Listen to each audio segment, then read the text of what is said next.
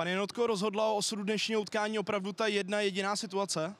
Jo, tak ten průběh toho utkání jasně ukazoval, že to bude asi o jednom gólu, nebo možná o žádným, a strašně mě mrzí za kluky, kteří prostě makali a řekl bych, chtěli jsme i ten druhý poločas jako jít za vítězstvím a rozhodla ta jedna situace, takže to nás strašně mrzí. Já vím, že je krátce po zápase, ale přesto už jste ji určitě alespoň jednou viděl, kde podle vás tam nastala chyba, protože to bylo opravdu hraniční.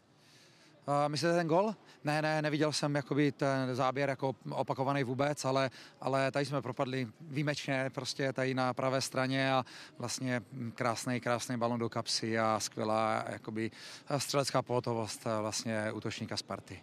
Z hlediska pozitivních věcí souhlasíte s tím, že se vám dařilo výborně zavírat Spartě rozehrávku, protože to často vypadalo, že Petr Vindál v podstatě nemá komu?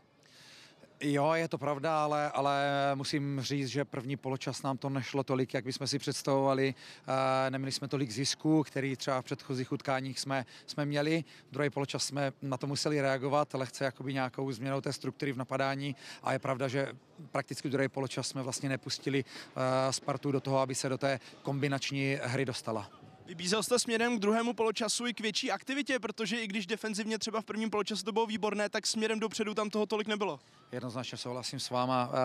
I přesto, že jsme jakoby dali gól, který byl z offsideu, tak si myslím, že to vedení poločasový bychom si jakoby nezasloužili.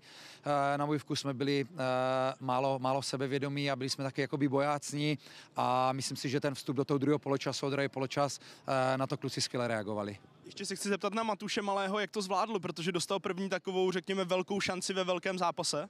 Jo, myslím, že perfektní výkon na to, že hrál vlastně poprvé v základní sestavě, skoro plný dům a prostě těžký protivník, odehrál skvělý utkání.